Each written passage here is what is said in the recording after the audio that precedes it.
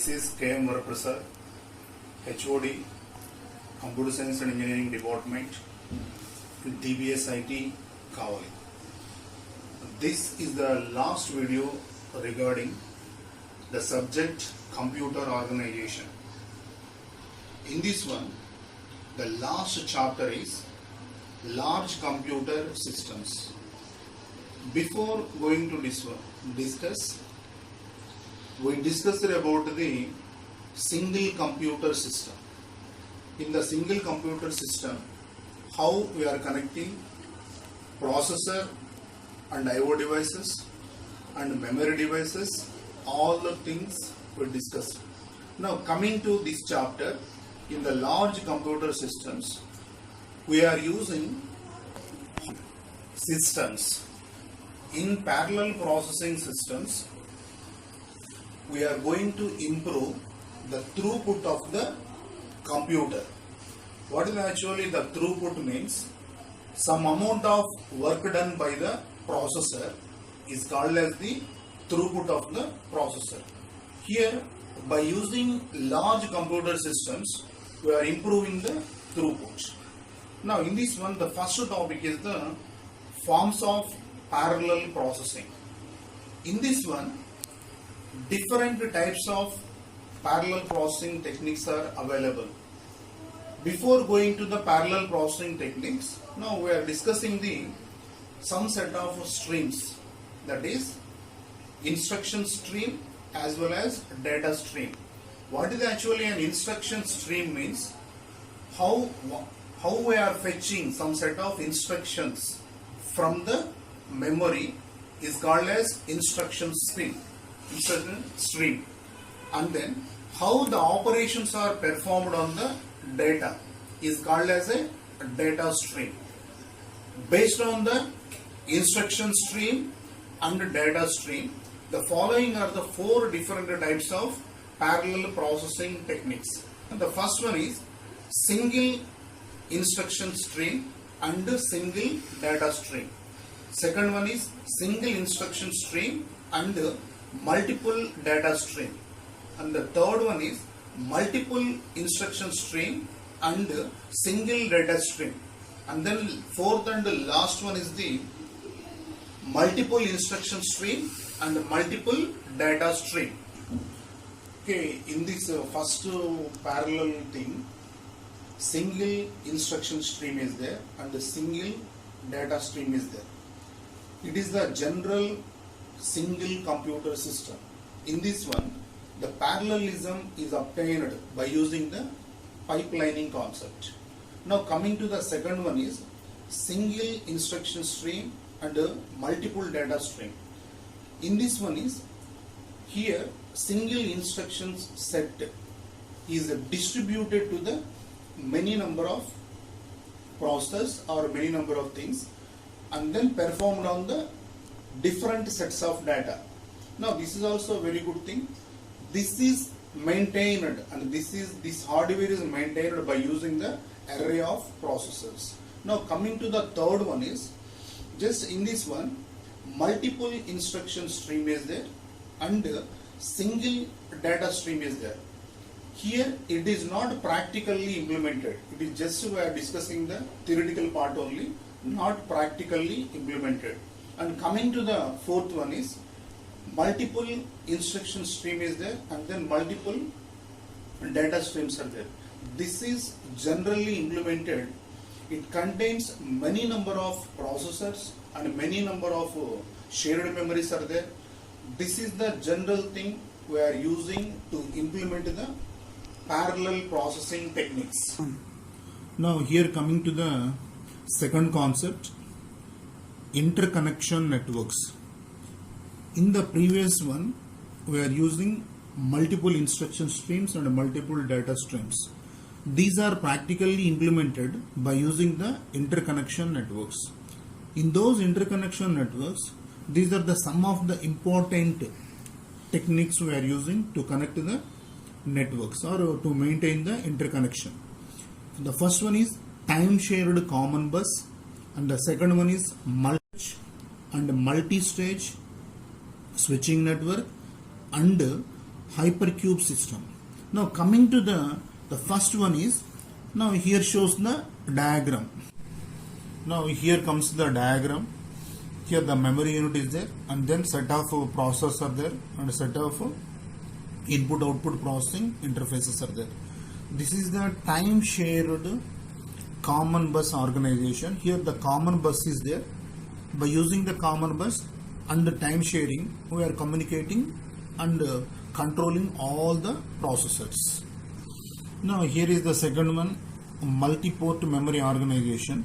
Here different types of ports are used to communicate between the main memory and set of processors. Here these are the ports which are connected to the CPUs as well as memory. Now here comes the crossbar switch. In this one switch is there. By using this switch, the processor can communicate with this module, or by using this switch, this module. These are the different types of switches are there.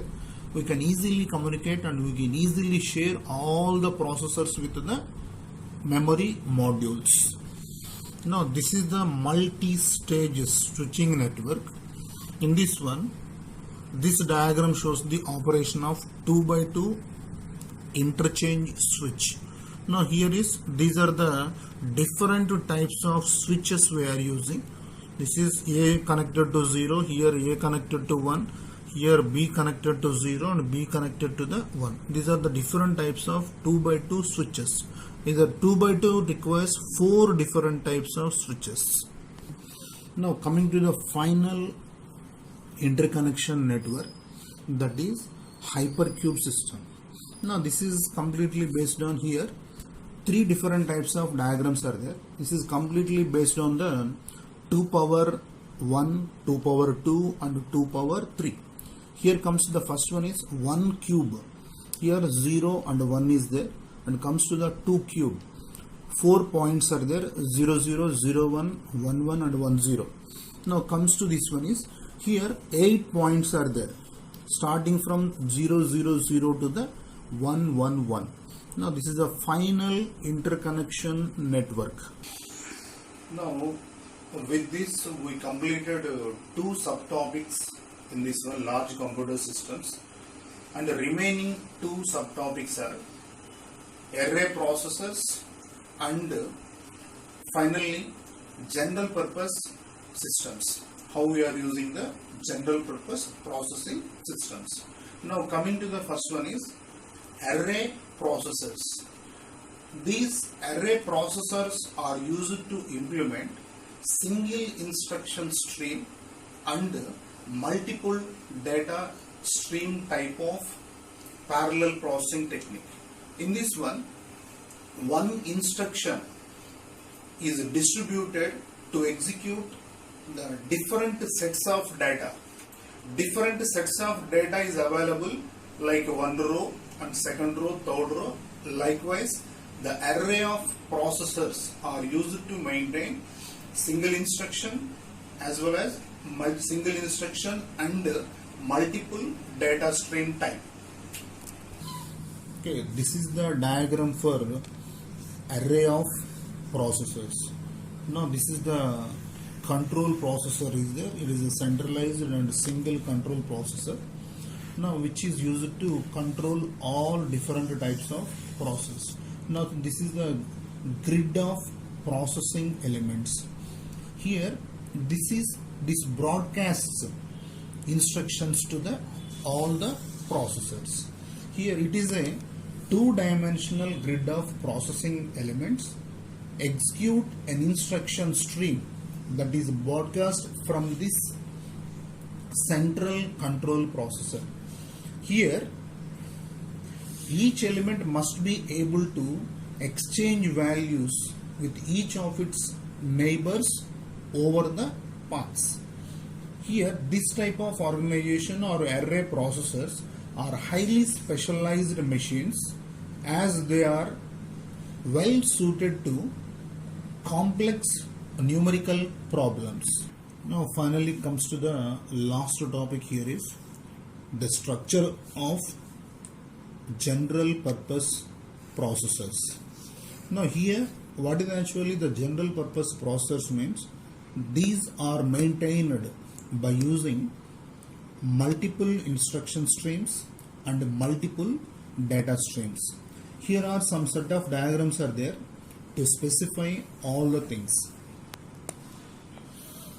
Now here comes the first subtopic or first diagram is a UMA processor, UMA multiprocessor, unified or uniform memory access multiprocessor.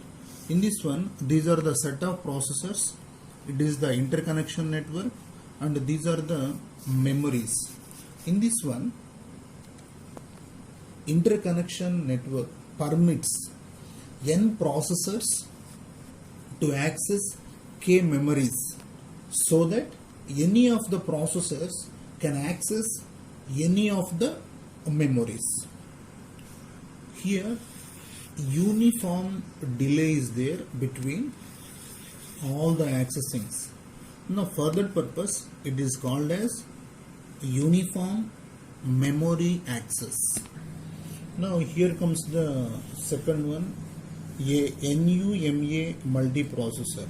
Now this is non-uniform memory access processor. In this one, every processor is having its own memory here. This is which allows high computation rate to be sustained in all processors. It is an alternative processor to the UMA.